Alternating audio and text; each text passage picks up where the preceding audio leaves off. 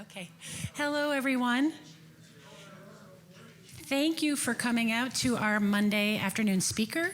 We're fortunate to have, who has become our good friend now, Dr. David Fenner. This is the first of several events we'll be having to mark the 250th birthday of our country, and we're very honored that you get to start us off. Thank you. Kristen, thank you.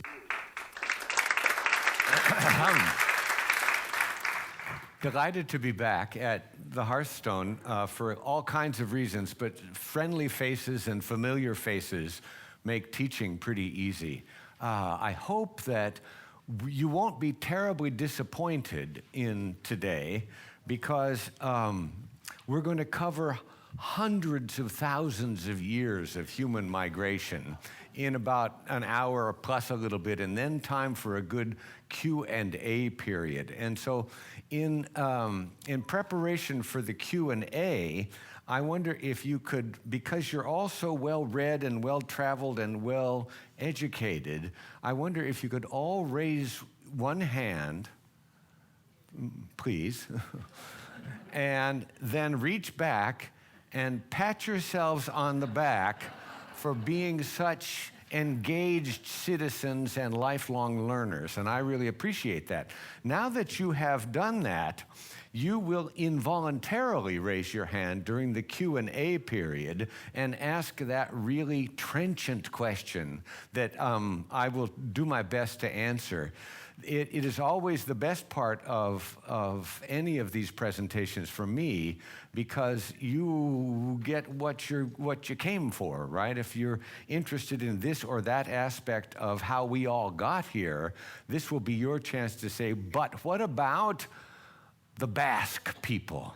Well, we'll get to them. I wonder if Kristen, there you go, is that dark enough for you there, but not too dark and good contrast here? Then we're in business. So a roadmap is important for a talk about how we all got here because there are journeys involved in that process. Thank you to Kristen and all of the staff at Hearthstone, and particularly for you for being here. And I also, of course, I'm always in search of a good secret to making sure that my public presentations are interesting and engaging. And I found one just the other day, and it was take something that is seemingly absolutely disconnected from the topic and put it right in front of everybody. And they'll look at it and their curiosity juices will start to flow, and they'll start, why did he put that pineapple there or that carton of buttermilk there? And then we'll see if we can't seamlessly weave that object into our conversation together. So today I thought the absolute best thing to put in front of you was this potato. So just stare at this potato as long as you'd like, and pretty soon your inquisitivity quotient will just rise up to the top. A bit of preparation refers to something that it's important to mention in a talk about human migration and how we all came to these United States. And that is that there's something about our mobility over the last, let's say, 100,000 years that brings out the absolute best in us at times and the absolute worst in us at times. So be prepared for a little bit of a roller coaster emotionally as we look at some of the absolutely brilliant things we have done in our journey out of Africa and into the rest of the world. And also some of the vexingly negative things that we've done, mostly to each other. So be prepared for that. Your resource list is your life preserver in all of this, because what we're going to do, as you'll see in a minute, we're going to skitter across the surface of a whole bunch of important aspects of human migration and the formation of our country, but to get a really much deeper look at it, turn to your reading list. Your Carnegie-era local library is absolutely fabulous. They can get any book that you want, and I'm sure that the Hearthstone will help in that process. Before I forget to mention it, one of the best books that is on the list, that is at the back table there, is the book by Tom Gelton, who used to be an NPR journalist. You'll recognize his voice, if not his name. He wrote a book called A Nation of Nations about the United States and how we have managed to come together and, but also somehow maintain a lot of our separate identities. And he took the title from a Walt Whitman poem, and I recommend them both to you. But take a look at A Nation of Nations on your way out. A quick history of human migration.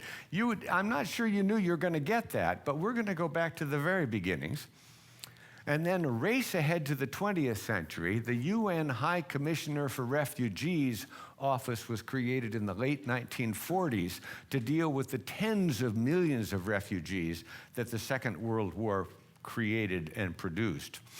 Then we'll look for a few minutes on how this affected us as individuals and our families, and also how our all coming together affected the United States as well. We'll, of course, as I try to do always, is find some hopeful signs, hopefully they're helpful, that will move us into sort of a positive frame of mind as we think about the world today. As I mentioned, the good Q&A section is always great and always important. And then finally, not one benediction this time, but two. Aren't you lucky? I tried to think about how far back to go, and I thought 23 million years was a good number. Just picked it out of my hat. But 23 million years ago, we looked like, this is a wonderful illustration. If you took 23 million years and you collapsed them into 365 days, it would look like this. At the beginning of the process, on January 1st, this is what we looked like. And interestingly, the more you learn about our ancient primate relatives, one of the most interesting things about them was that their spines went into the back of their skulls, not the bottom of their skulls. And it wasn't until we started to walk upright that our physiology changed so that our spines went up rather than out. And it occasioned thousands of changes in our behavior. But that didn't happen for the longest time. You can imagine if this were 1 year, it wasn't until late October that we started to walk upright.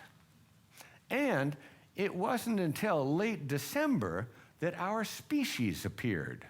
So we've only been around in the evolution of our ancient relatives, we've only been around for about 3 days. And if you look at how much of that is recorded history, it's not very much. Recorded history, about 10 p.m. on New Year's Eve. So we've only in our entire evolutionary development have only been sort of keeping track of it for a couple of hours.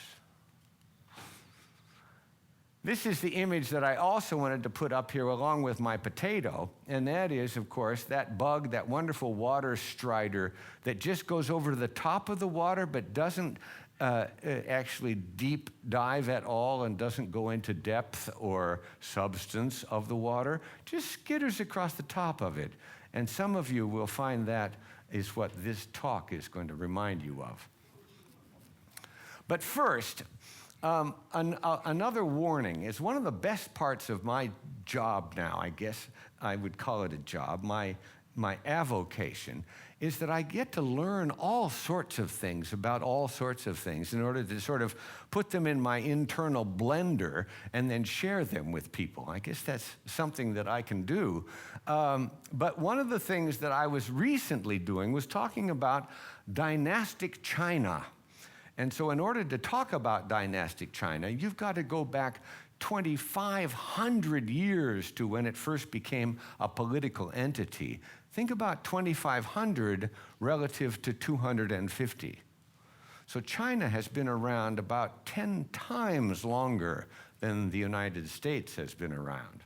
But I also didn't really understand everything about the Qing dynasty or the Mughal Empire or the Safavid Empire, though I know more about that than some. As you get closer to the Middle East, you start to get into my neck of the woods scholastically.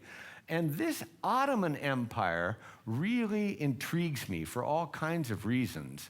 One of them was that once it falls apart at the end of the First World War, it breaks into parts of today 26 different countries. And yet they were all a part of this empire. And I thought, well, I need to learn more about that. So I decided that I would look it up on a kind of an AI-assisted web search platform. And this is the warning that I bring to you today. Because the first thing that came up, of course, about the Ottoman Empire was this.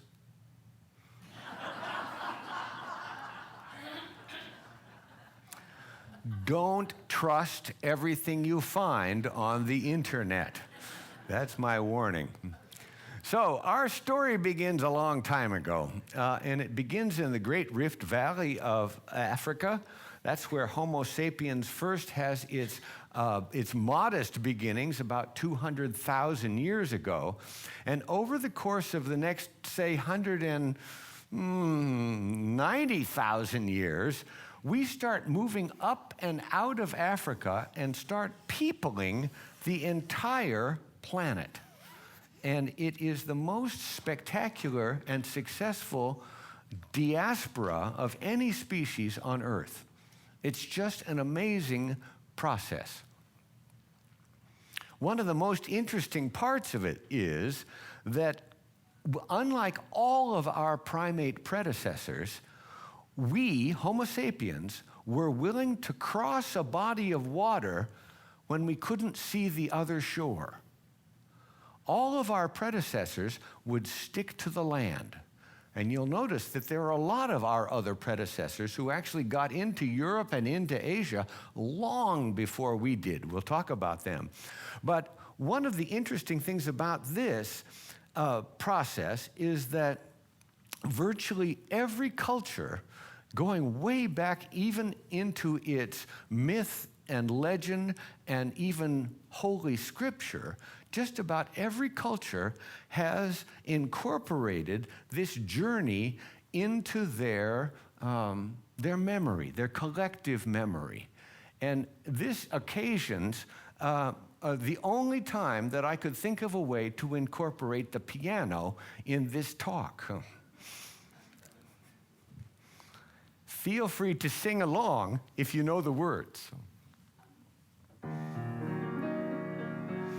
When Moses softened Pharaoh's heart, that was a miracle. When God made the waters of the Red Sea part, that was a miracle too.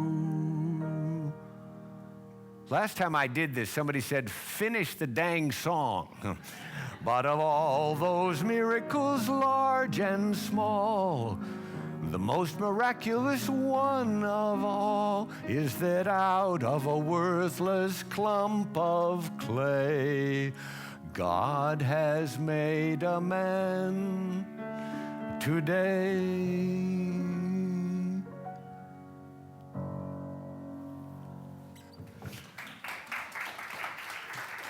Out of a worthless clump of clay, God has made a man today, and that man and woman are going across the Red Sea into territory that is absolutely uncharted to them and is also full of something.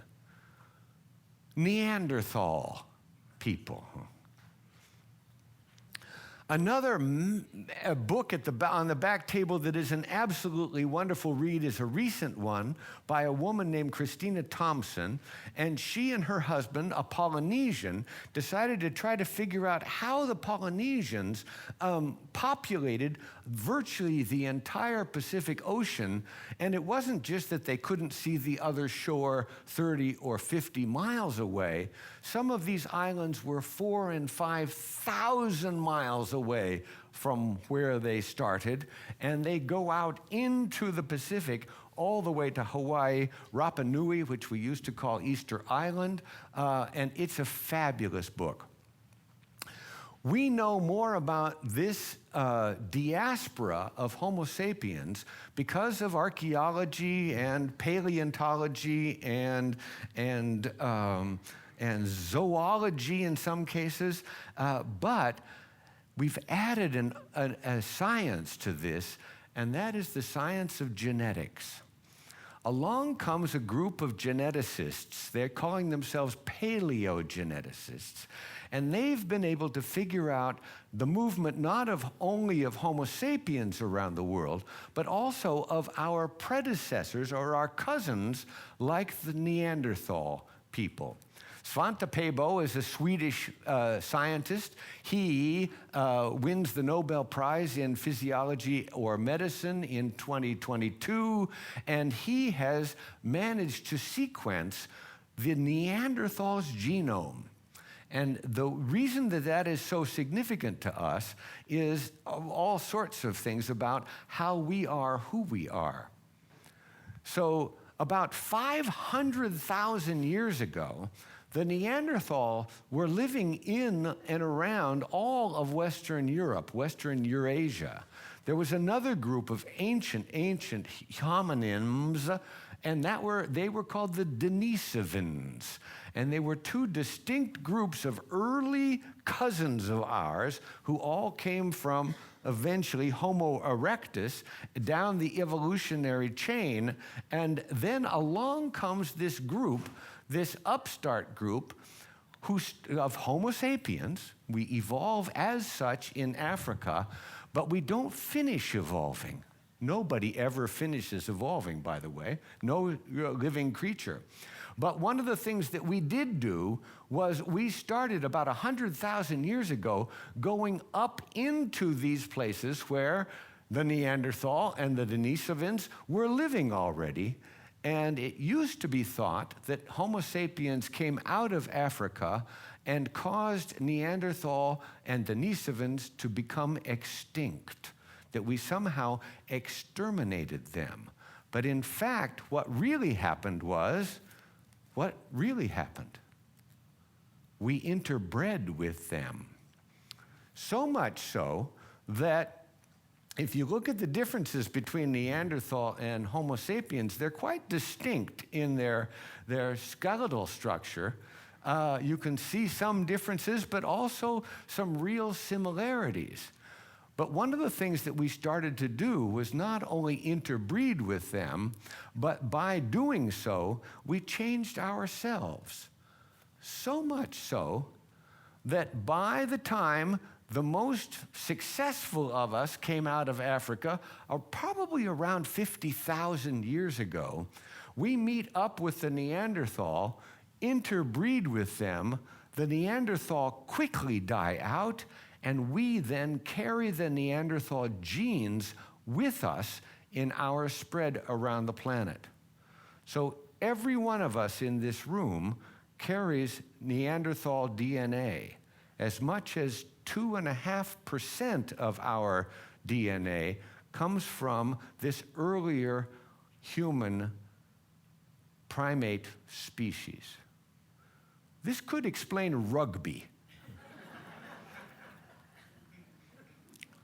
We come out of Africa, we go in this direction, we start mixing with Neanderthal, we go in that direction, and interestingly, the people of Southeast Asia have about 7.5% of their DNA comes from a mixture of the Neanderthal, which we carried to the east, and the Denisovans. You're going to wonder why this is important. We'll talk about that.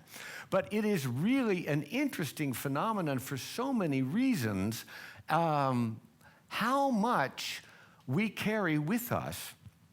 When Svante Pääbo first started doing his research and then published them in the book called Neanderthal Man, that's at the front table, he started to get letters after letters after letters from people saying that they were the last surviving 100% Neanderthal. Of the first 50 letters, 49 of them were from men. There was a stack that came from women, however, but they were convinced that it was their husband who was the last surviving Neanderthal. It's a true story, according to Svante Pääbo. So here we come down the evolutionary chain. The chimpanzees, our closest ape relative, Neanderthal is here, and then we branch off way down here, but then there is all sorts of mixture between these species. Fascinating things happen at this point.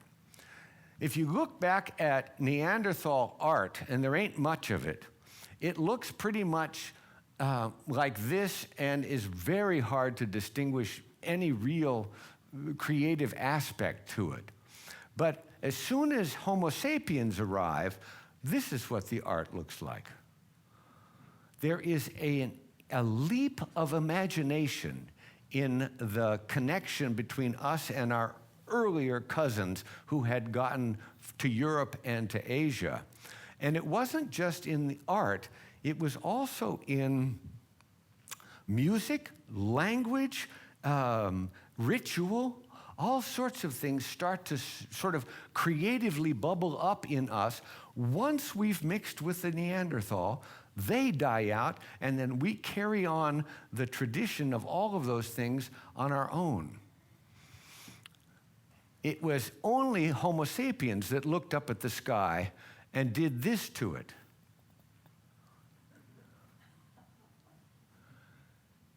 And even maybe more importantly, and how we start to get peopled here in the Americas, we also looked up at the night sky and started to use it as a tool.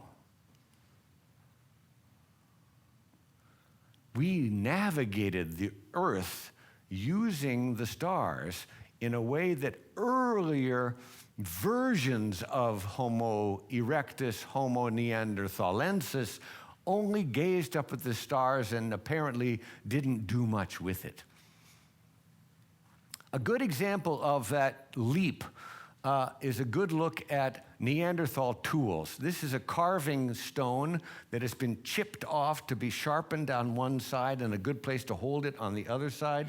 This is from 130,000 years ago. And if you fast forward 50,000 years, this is what the same tool looks like.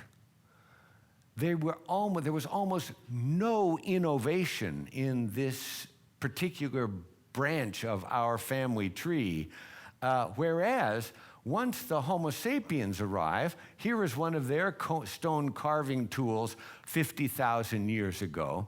And if you motor ahead 50,000 years, the tool looks more like this.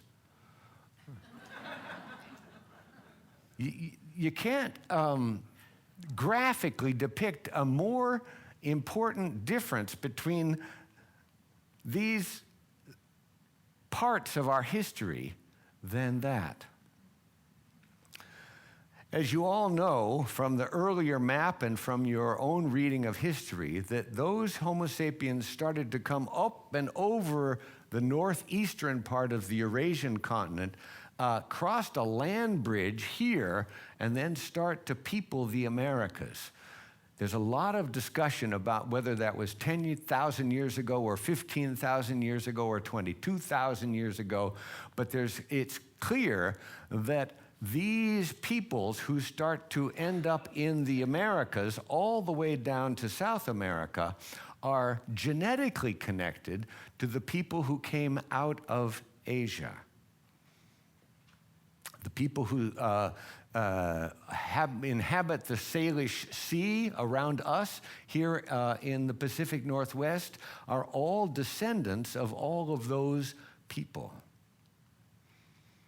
Interestingly, the debates continue, though, about whether or not the Polynesians also got to the Americas. There is a genetic link between the people who speak Quechua in the Andes and the people who speak Polynesian languages. And it's probable that about 1,000 years ago, plus or minus, there was contact between these two groups, and there's DNA on both sides of these vast waterways. Some significant migration of humans takes place that we maybe have lost track of. We are going to get to America at 250. But these are absolutely critical to who we are, what languages we speak, and much of our culture.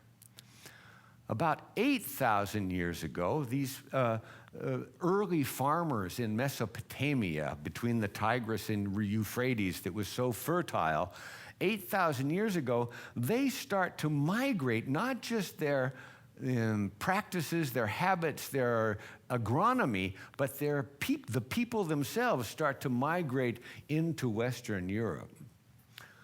About 5,000 years ago, a group that is now called the Yamnaya culture, read about it, it's so interesting, does a similar thing, but pretty much obliterates every culture that was there before. Almost every one of them is gone because of this very militaristic approach that the Yamnaya people had. You had two choices. You could fight and be eliminated, or you could agree to become a part of their community. They were extremely successful at conquering lands and spreading their technology and a whole bunch of other things. You may wonder why those two mass migrations from so many thousands of years ago were important. Well, let's think about what we got from those migrations. There was nobody using a wheel before 8,000 years ago in Europe, for instance. There was no horse in Europe before they came off the steppes. There were no horsemen who also were extremely effective warriors. Every Indo-European language, except for one, comes from this group of people who move into Western Europe. So if you see the language of your forebears up here somewhere, it all came as a result of a massive migration from the south and the east. The only European language that was indigenous to Europe that wasn't snuffed out for some reason was Basque. They were the only hunter-gatherers that seemed to survive the onslaught of agriculture. Speaking of agriculture, that appears. Science, law, that's Hammurabi, the calendar, all sorts of things that we get the first part of the first glimpse at literature and poetry come from these people that came out of the Southeast. Even our numbers came along that route. We call these Arabic numerals today. The ones that we use today, there must be up there somewhere, pretty close. These were all imported from those periods of migration. You may wonder why this is called a check. It's from Persian, turns out. Shah, shachmat, checkmate. The Shah was the king. The king made good on a paper that was spread around the empire. Algebra from the Arabs. Chess from the Persians. Sherbet from them. Sharaba is the Arabic word to drink. And most importantly, coffee. Coffee is not indigenous to Europe, as you all know, or to the Americas, but is indigenous to Ethiopia. But it was the Arabs that went across the Red Sea the other direction, got the beans, which are really fruits of the coffee plant, and the Ethiopians were using them to make jam. And the Arabs said, you know, it would taste a little better if you roasted them. And so Arabs grab as many of these trees as they can, take them across to Yemen in the ancient days, to a little village called Mocha. And that's where coffee starts to come out of Africa and into the rest of the world. Yet another one of those migrations. Deeply held religious belief probably also starts long before it does in the Middle East. It probably starts among the Persians and with the advent of Zoroastrianism. It was one of the first monotheistic religions and probably gave the ideas to people like Abraham and to worship one God, not a whole bunch of minor gods and deities. But Judaism, Christianity, and Islam all take their monotheism from those people who came into the Middle East. We're going to get much closer to the Common Era as we turn the corner at about 70 A.D., now called CE, the Common Era. You all know your history when the Romans destroy the Second Temple in Jerusalem, and the diaspora of the Jewish people end up all around northern Africa, into Europe, into Asia Minor, and up into Eastern Europe as well.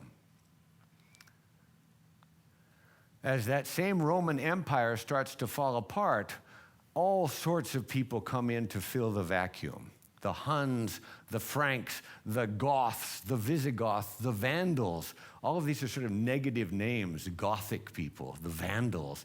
But they were the people who came into and filled up the vacuum, so much so that historians now refer to this period as the Age of Migration. In the 7th century of the Common Era, there was a similar migration of ideas and religious sentiment out of Mecca and Medina in what is today Saudi Arabia, and spreads like wildfire in 150 years to the Himalayas in the east, to the Pyrenees in southern France. Ideas on the move, religion on the move, people on the moves, culture on the move. Phew.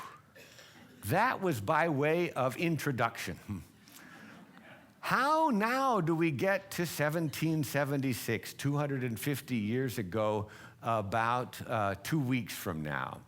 Well, we don't have time to talk about all of European history, but we're now going to talk about what makes us us. And this is where you're going to come in a minute. We end up at the end of the 18th century with this notion that maybe we should have self-determination. Maybe we shouldn't be ruled by a distant king or queen who is not always working in our best interest. And so a group of mostly young, mostly men, except for Ben Franklin, who wasn't young, get together and ideas start to bubble up about creating a new nation. And as somebody says, it wasn't as a nation so much as a notion.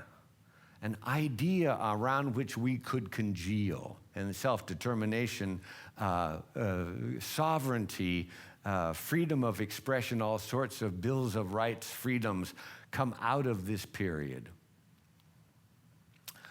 Our first president says this: "The bosom of America is open to receive not only the opulent and respected stranger, but the oppressed and persecuted of all nations and religions, whom we shall welcome to a participation of all of our rights and privileges."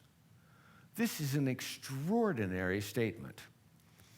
It's on one end of the spectrum of our idealism, and then on the other end of the spectrum is that reality that sometimes set in, that maybe they didn't mean all the people. Maybe they didn't mean the oppressed and persecuted.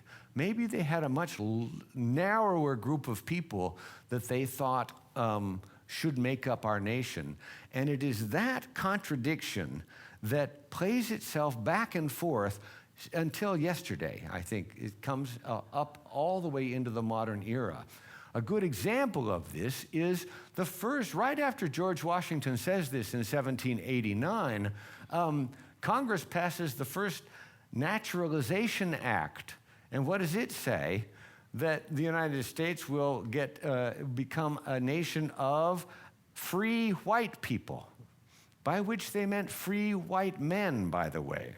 And that gave citizenship rights to a very narrow band of people in 1790. But you all remember the first three Latin words you learned probably were e pluribus unum, all right? Out of many, one, that adorns our national seal. And it is it's such an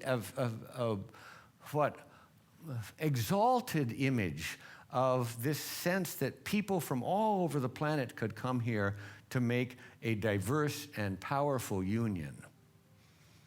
So here's your turn first. What are the push and pull factors that made people want to get up and leave their, let's say, Africa 100,000 years ago, or Norway 150 years ago, or Somalia 2 weeks ago? What are the push and pull factors? You've got that hand-raised motion here, Steve. Famine is certainly one of them. Famine, the absence of food here. Maybe there's more food over there somewhere. Yeah, I've heard stories that there is. What else?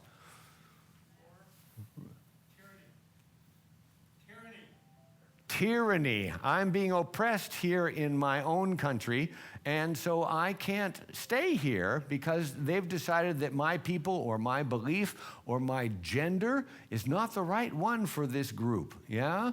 Somebody over here said war. War is certainly the number one motivating phenomenon in pushing people to seek refuge, seek safety, seek security somewhere else. What else? Push and pull factors. You can't stop but raise your hand. Yeah. Famine is another, is equally good as all of those as reasons to go. Yeah. Yeah. Yes, opportunity. Somebody on your reading list, a woman named Leila Lalami, has written a book called Hope and Other Dangerous Pursuits. And this idea, she's Moroccan-American, this idea that maybe if I can hope for a better future, I can get it out there somewhere. Okay, what other push and pull factors? Yeah. Religion. Somebody doesn't like my religion. Those pilgrims get on a ship and they come to America because the Church of England didn't like them very much. Way in the back. Education, absence of and opportunity for. Yeah, in one place or another. Yeah, there are a million of these push and pull factors. The potato. Famine. Yeah, we're going to maybe talk about that in a very short minute if we can figure out how to weave it into the talk. Yeah? What else? Slavery. People who were not voluntarily being displaced, but are captured and taken somewhere. I'm afraid that still goes on today. Yeah, Steve? Manifest destiny. Well, let's talk about manifest destiny. Yeah? Almost every nation on earth has this notion that God meant them to have as much territory as possible, particularly if you happen to have water, gold, forests, ports, naturally occurring ports. God really meant me to have that territory. The Russians thought that way. The British certainly thought that way, that the whole world was their oyster in the British Empire. But manifest destiny is one of those particularly American phrases that comes up in the 1840s, and it's a notion that there's this whole continent ahead of us. Maybe we should just expand from sea to shining sea. Yeah? Okay, now here is your turn individually. Think for a minute about where did your people come from? Where did you or your parents' parents, my guess is that if you go back far enough, the answer is not going to be King County. Yeah? So we're just going to go quickly through the room and say one country around the world or region where your forebears came from. England. Ireland.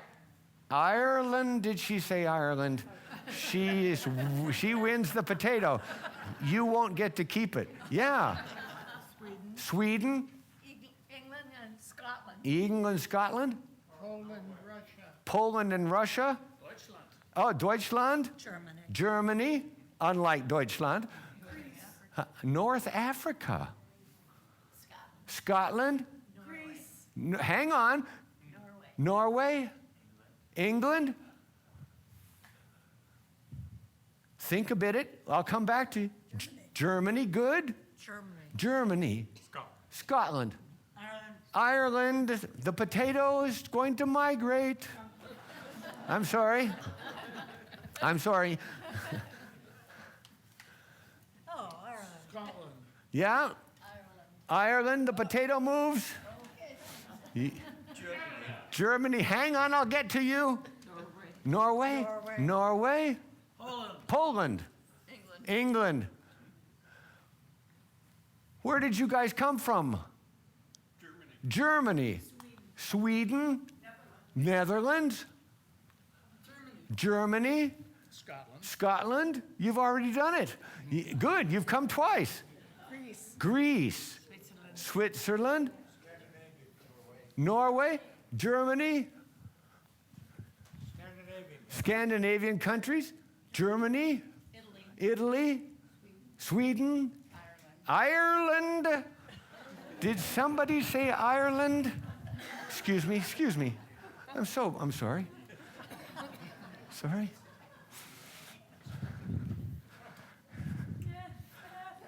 You won't get to keep it. Yes? England. Germany. Ireland. Boy, that was quick. One time I had people throwing it to each other. It's a big, hang on, we'll tell.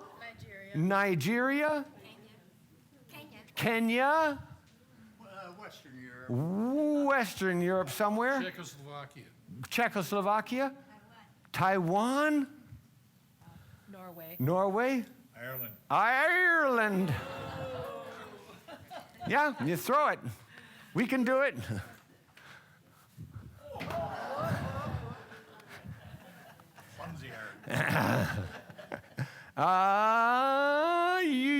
Euro. Yes, sir. Where did your people come from? Poland. England. We've done you. Yeah. Ireland. Man, this is an extraordinary group. Yes. England. Norway. Ireland. Go back. Germany, Philippines. Philippines, Yugoslavia. Yugoslavia, Britain, Wales, possibly France. Wales, England, Scotland, and Ireland. Oh. Yeah, you get 1/4 of the potato. Yes? Huh? Netherlands and England. Netherlands and England. Did we do everybody? It was called Prussia. Prussia, in eastern part of Germany, yeah? Norway and Canada. May I borrow your potato? Okay. People, you are a fabulous demonstration of e pluribus unum. But let's talk about this potato. It's 1845, and the potato crop in Ireland fails. 1846, 1847, 1848, 6 years in a row, the crop fails through a whole range of problems. One of them was the landlords were exporting potatoes while the workers weren't getting them themselves. It turns out that almost 3/4 of an Irish diet in the 1840s was a potato. And the problem with that was several-fold, but one of them was that it was a single variety of potato. And that allowed for a single variety of a spore-like fungus to destroy the entire crop. And this is, if you needed it, an illustration of why monoculture is not the right solution to anything. So if you ever hear somebody say that diversity is somehow dilution, it's not. It's just the opposite. Diversity is really community strength writ large. The potato is a great example of another thing. Where does the potato start its life? In the Andes of South America. The conquistadors pick up the plants, put them on the ship. The ship continues back to England and to Europe and to Spain and to Portugal, and some who does the potato travel with them. It grows virtually everywhere. It's nutritious, it's high in vitamins, and it starts to do sort of what Homo sapiens have done, which is propagate everywhere. As my friends back in the day in the Soviet Union said, even the Soviets can grow potatoes. It also then eventually comes back across the Atlantic to the Americas. Idaho, of course, claims to be the potato state, even though Eastern Washington also would like that designation. But do you know what the #1 producer of potatoes in the world today is? China. Think about that migratory nature of this marvelous tuber. But think about something else. In those 1840s to 1855, nearly 1 million Irish people died of starvation, 1/8 of the population of the island. Another 2 million of them, many of your forebears, left Ireland, and most of them came to the United States. And among those people, of course, were the Kennedys, the O'Reagans, the Finnegans, Joe Biden's mother's family. All sorts of American presidents have roots in Ireland because of the potato famine. Part of why we are who we are.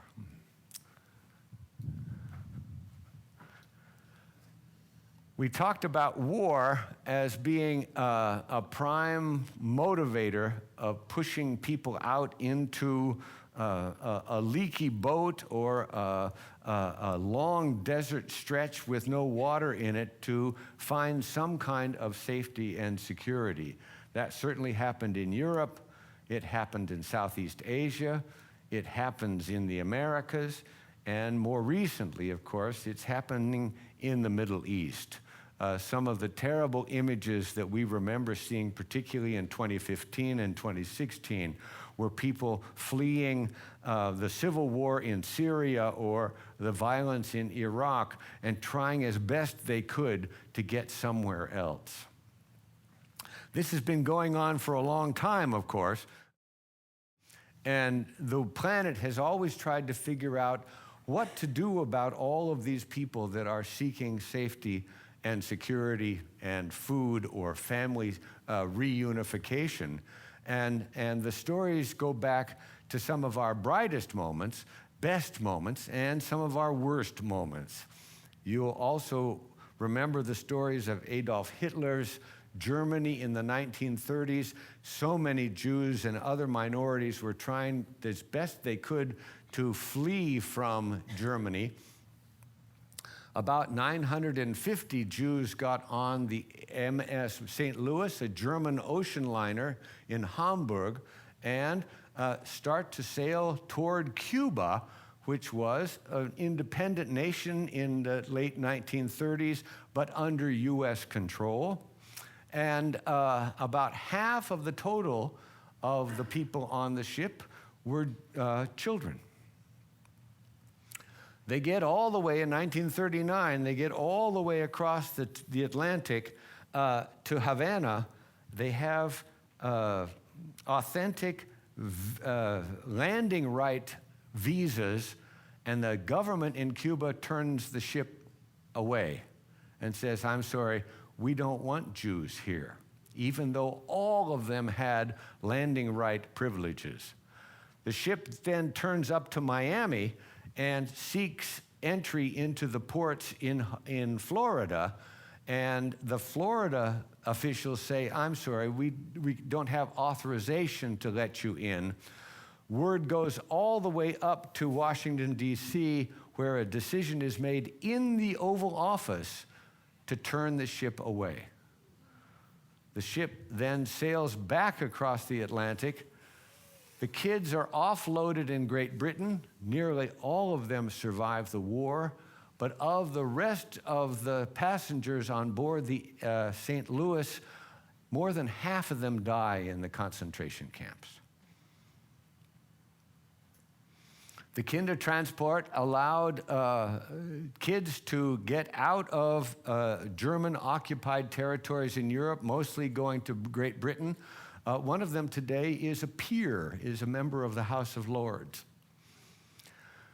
But you can see that this territory that was controlled by the Nazis was no minor part of Western Europe. In fact, they had virtually all of it, with a very few exceptions. And as some of you mentioned in the push and pull factors, there were lots of other people who were forcibly displaced in our history. Probably the greatest ignominy was our involvement with the slave trade for nearly 400 years. The most telling data point that I've seen recently is that they estimate that 12.5 million people were taken from Africa, put on ships, and pointed toward the Americas. Of the 12.5 million slaves, 10.5 million arrived.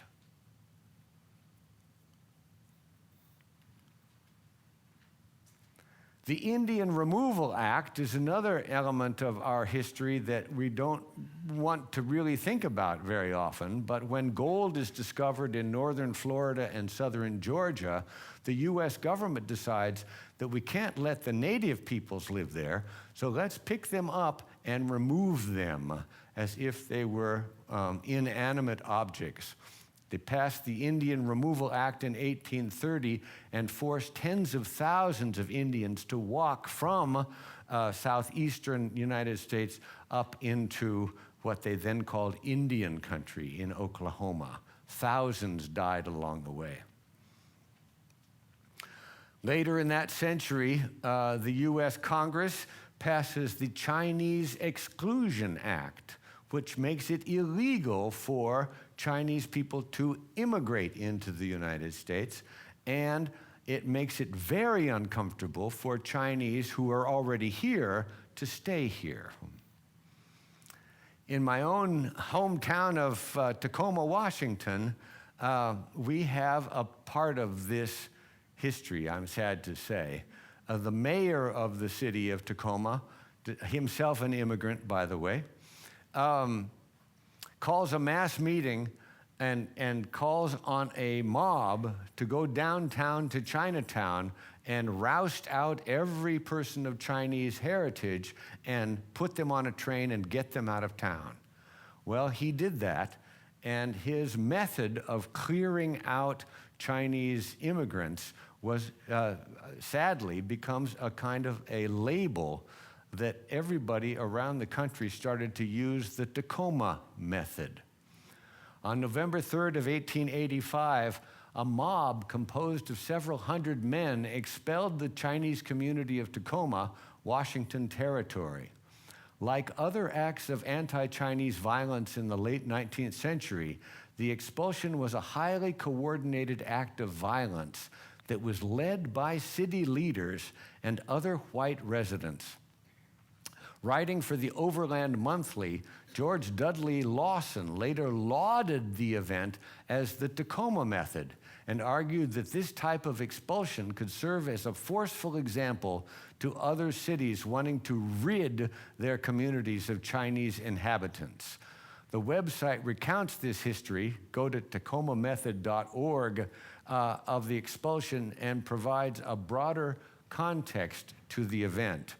The mob surrounds all of Chinatown down on the wharf in Tacoma, forces over a 3-day period all of the Chinese immigrants to leave, makes most of them walk to the nearest railway station, which was miles and miles and miles, and then mysteriously, Chinatown burns down. The Tacoma method. Portland, of all places. 100 years later, a local doctor who said, you know, part of our history is incomplete. We haven't ever reconciled with the Chinese community. And so you may know, next time you want a field trip from the Hearthstone down to my neck of the woods, I'll meet you there. There is a fabulous park that commemorates the importance of the Chinese community back in the late 19th century, but also movingly depicts the movement of people out of town being forced out of their homes.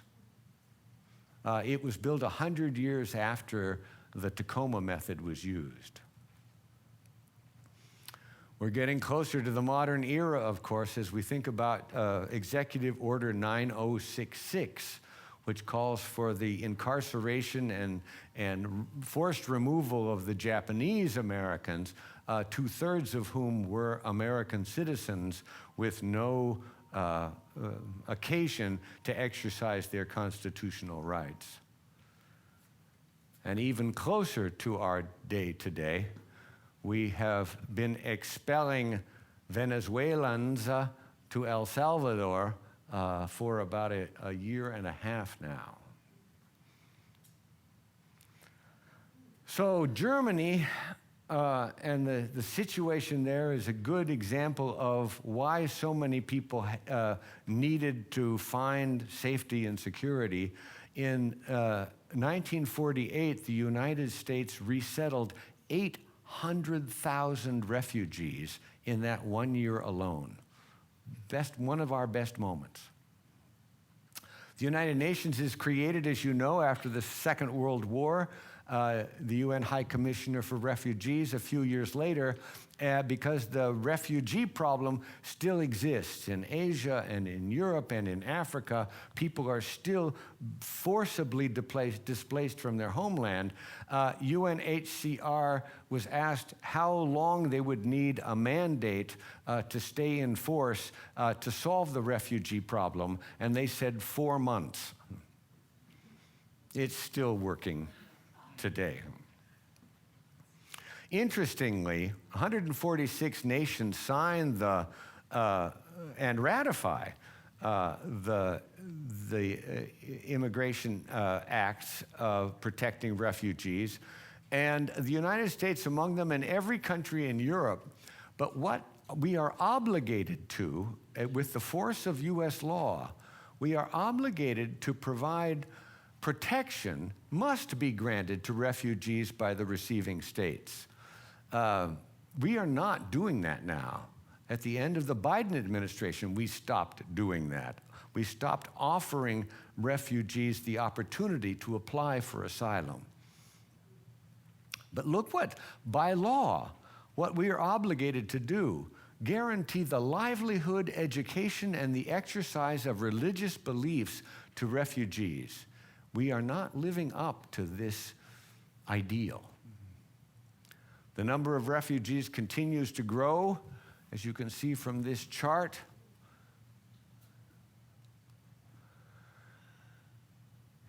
It turns out that one of the agencies connected to the UN, the International Organization of Migration, has come up with these three important statements: that immigration, human migration, is inevitable. We've always been doing it.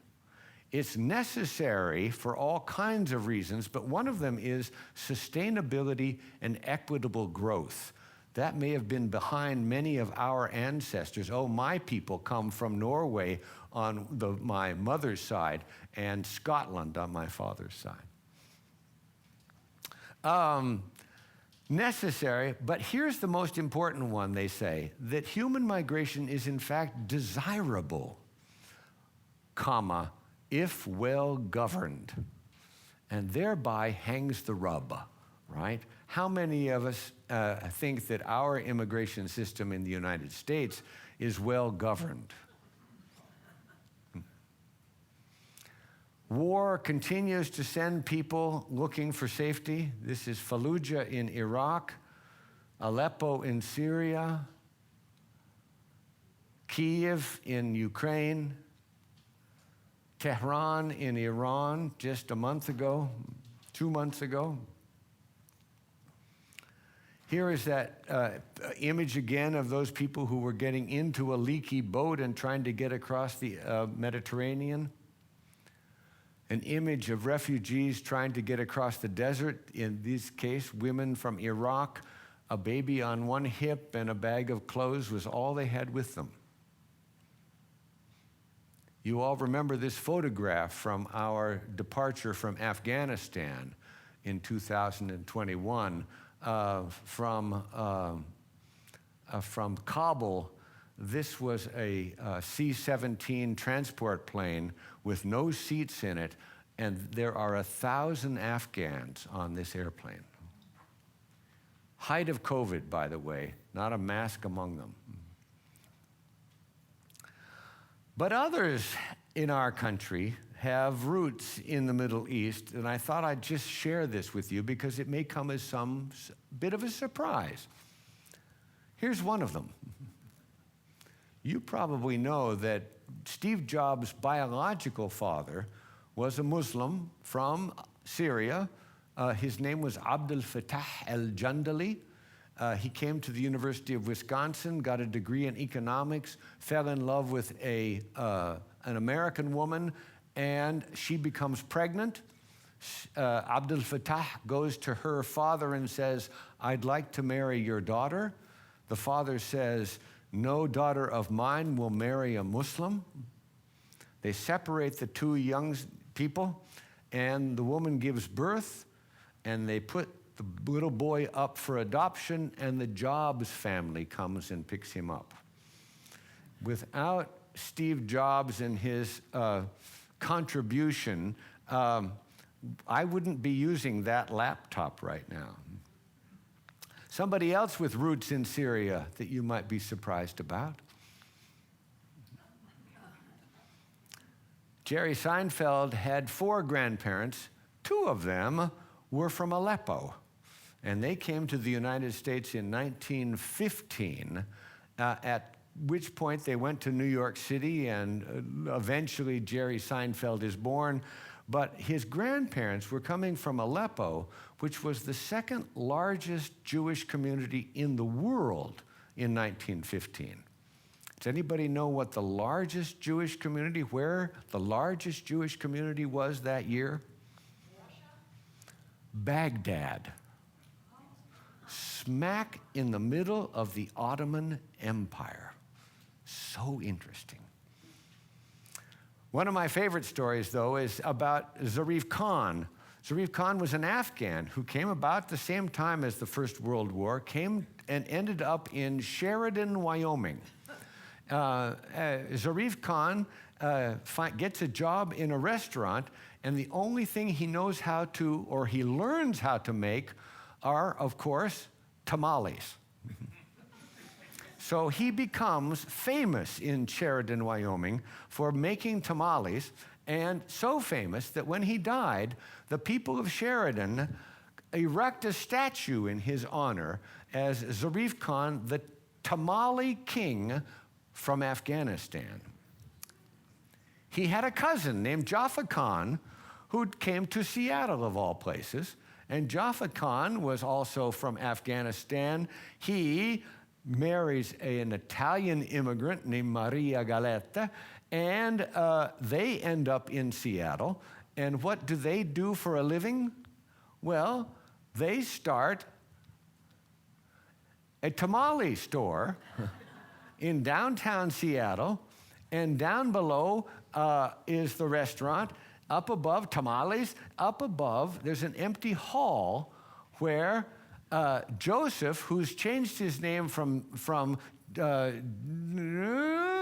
me, Rhonda, Jaffa Khan to Joseph Joffrey. And of course, he and Maria eventually have a son. They want to give him an American name. They call him Robert. And of course, this is where we get the Joffrey Ballet School. It's Afghan, 100%. We don't have time for too much spelunking in all the different policies that the United States has enacted over the years, but some of them that are the most important are the 1924 Immigration Act that made it almost impossible for anybody who wasn't white to come into the United States, and the 1965 Immigration Act that repeals the 1924 Immigration Act. And there's a great story in A Nation of Nations about that process. I'll tell you quickly about what that is, but what's interesting about it is that over the course of our history, even from about 1776, there has been this roller coaster ride as to what the lowest point of our population has been that are foreign born, and then the highest point. And whenever it's low, we and our government open the door more, and more people come in. And as it starts to get close to 15%, the government says, whoa, and we start to close the door and make it harder and harder for people to come into the United States until it gets too low, and then up it goes again. Right now, it's at 15.2%. And if you're wondering whether or not we're on just a historical trend line, I think in fact we are. The 1960s, though, there were lots of the 1964 Civil Rights Act, the 1965 Voting Rights Act. There were all sorts of acts that were saying, you know, it's not really a good idea to discriminate on the basis of race, and that our old immigration system did exactly that as its foundation. So when President Kennedy comes along, the Irish Catholic that he is, starts to write a book about a nation of immigrants. And this starts a conversation going about whether or not we should repeal that race-based immigration policy and replace it with one that was more equitable. One of the people that plays a huge role in this is a guy named Michael Feehan.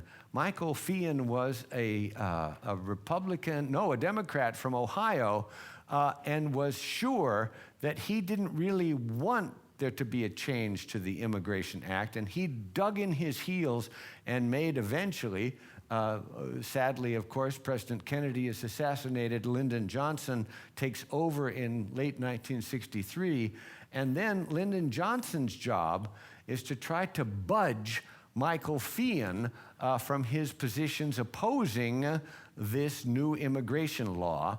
And he uses what he called the Johnson treatment. And I just love this photograph. It's on Air Force One. Every time he goes up in that time, no matter where he's going, he invites Congressman Feehan to join him and to sit down with him and look at, they're holding hands, and Johnson is pulling him close, and he's using the Johnson treatment on Feehan, who eventually says, okay, Lyndon, I'm really tired of this. I'll vote for your new law. Lyndon Johnson signs the bill into law saying that this is in our ideals, it's embedded in our ideals not to discriminate on the basis of race. He signs the bill into law out on Liberty Island, where the Statue of Liberty is.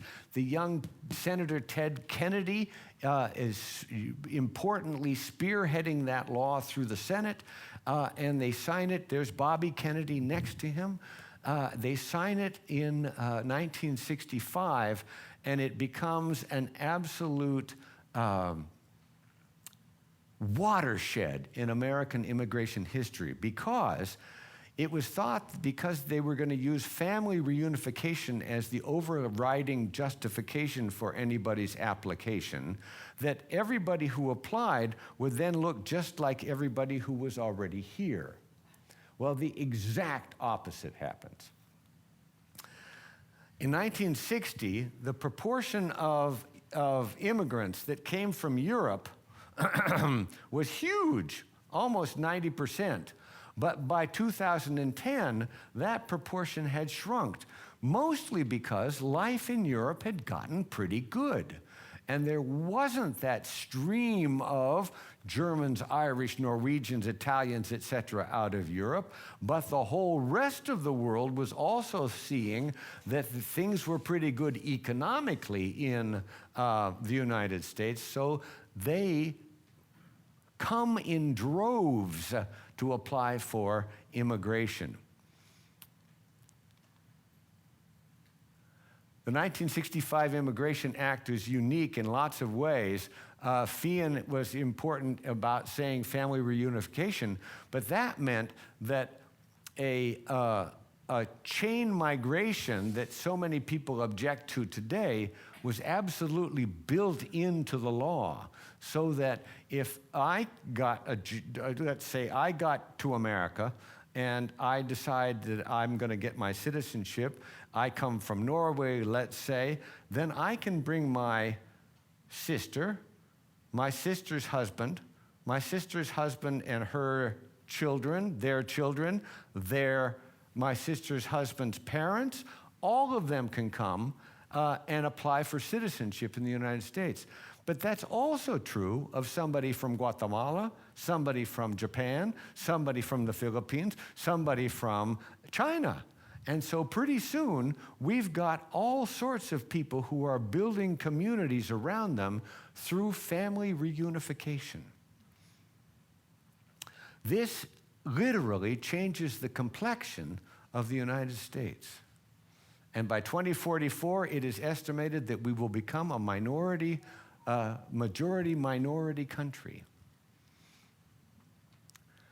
This statistic is the one that I think is the most telling. In 1960, 7 out of 8 immigrants were from Europe. 50 years later, 9 out of 10 aren't from Europe. Think about that and how that has changed our country because of the 1965 Immigration Act. So where do we stand today? Sadly, we've all seen some violence in our streets as a result of an attempt by the current administration to pretty much stop not only illegal immigration, but legal immigration as well. You may not be completely aware of this, but President Trump has decided that he wants to remove anyone who is not a net asset or who is incapable of loving our country.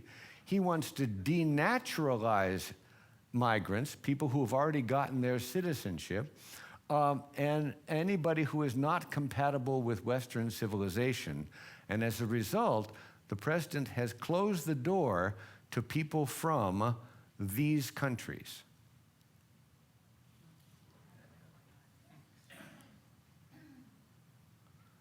You will have seen that one of the World Cup referees from Somalia tried to come to the United States to do his job refereeing in the World Cup, and he was not admitted to the United States.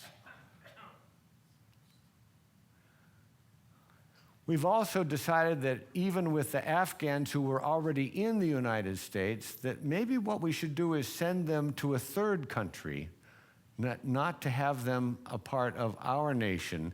And the current country that the Trump administration has selected is Congo. If you go to the State Department's website, it says, travel alert. No one should go to Congo. The number of people seeking asylums in December of 24 dropped from about 40,000 to 0. This is not in keeping with our commitment under the Immigration and Refugee Act in our law. But this was true not only in under the Trump administration, as I mentioned, it also starts to decline during the Biden administration. The only people that the state of Washington has resettled in the last year have been from South Africa. This is going to have catastrophic impact on us. We need immigration to have a continually growing population, particularly of those young people who are supporting us old people as we get older and older and older. But look what's happening to our population in general. It's starting to go below replacement. Not just biological replacement, but immigration replacement as well. And we're starting to dip, and for the first time in our history, our population has gone down. But who knows? Maybe that roller coaster that we've been riding will get up to here to about 15%, and then it will go down again, and then it will rise up again as we open the door when we recognize that we need the world's people to be here. And this is what leads me to hopeful signs. In my neighborhood, there's this sign on the front yard. No matter where you are from, we're glad you're our neighbor. And this is sort of e pluribus unum in different language. Some people who have come to this country as refugees have made quite a contribution. You may not know about Maout Mayan, but he was one of the lost boys of Sudan. He walks all the way across Sudan, gets into Kenya eventually, lives in a refugee camp for year after year after year, eventually gets into the United States, gets an education, and now he's in charge of the 777 wing assembly at the Everett Boeing plant. I wonder if anybody recognizes these two guys. They look like the Wright brothers. They look like Sacco and Vanzetti. They look like George and Ira Gershwin, but they're not any one of those. They are Armen Tertsagian and Mark Balaban. Balaban. They are Armenian immigrants get to the United States in the middle of the 19-teens. In 1920, they get on a freight train and start moving their way to the west. And they're doing pretty well. They get all the way to the crest of the Cascade Mountains on their way down into Tacoma, and they start a fight with somebody. And the conductor comes down to their rail car, their cattle car, and picks up one of them and throws him out this door, and picks up the other one and throws him out that door, and says, "We're done with you. We're not taking you any further." This one falls on a pile of apples. This one falls on a pile of apricots. And they look at each other and they say, "Our grandmother made a wonderful treat, a dessert called something, but why don't we start making it here in Kashmir, Washington?" And that's where these two guys make their fortune. This is the Supreme Court. You've already guessed it was the Supreme Court in 1870. That's Salmon P. Chase in the middle, the Chief Justice. I'm going to do a quick quiz with you.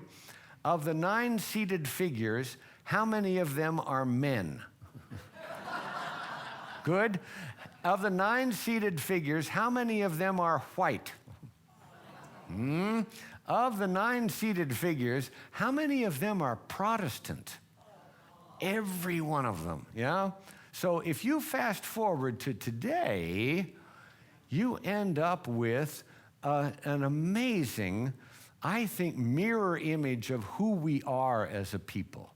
2 African Americans, a whole slew of Catholics, a Jewish member, a Chief Justice, a Latina.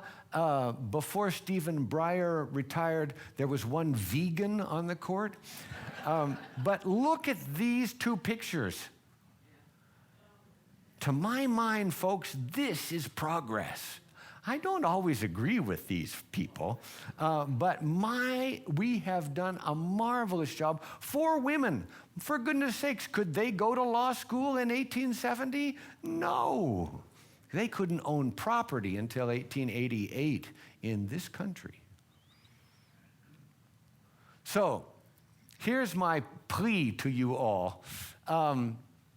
Because human migration stories are moving stories, literally, they're also your stories. And here's what I hope that each of you will do. Tell your neighbor, your post letter deliverer, your primary care physician, your grandchildren, your next door neighbors, your family's immigrant stories.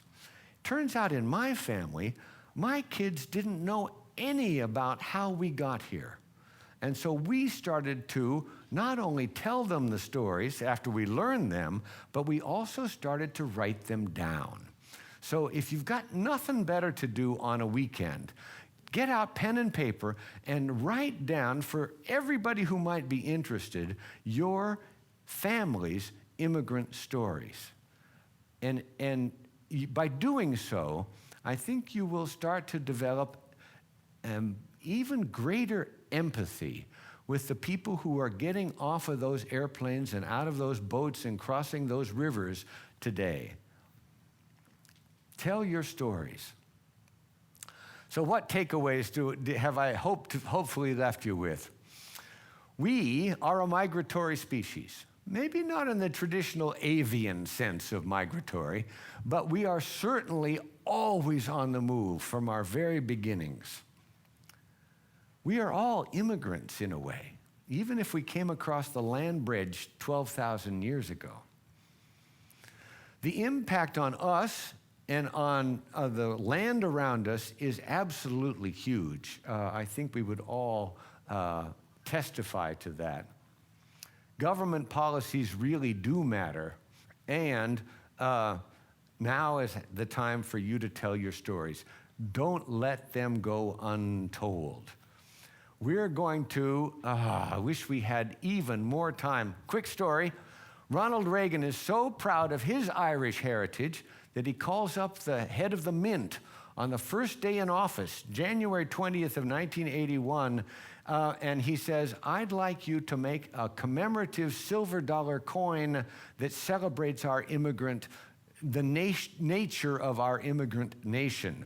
And the head of the mint starts to argue that he doesn't have time to do it by the 1986 100th anniversary of the Statue of Liberty arriving in New York. And the head of the mint discovers that Ronald Reagan has hung up. And so this coin is minted, in fact, in 1986. And it is unique in so many ways. It's got Ellis Island, gateway to America. It's got the Statue of Liberty. It's one of the only American coins that has the same subject on both the obverse and reverse of the coin. Here's the other side of it. Not only the torch of the Statue of Liberty, but the first lines of that wonderful Emma Lazarus poem. Give me your tired, your poor, your huddled masses yearning to breathe free. E pluribus unum, $1. Read the whole poem when you can. It is so inspiring. Okay, quickly, we've left a full minute for your, a New York minute, for your questions and comments. What comes to mind? Steve? Climate change is a stimulus to What did you say? We tried again? climate change is a cause of migration. Yes, climate change is an increasing, well, it always has been a cause of migration.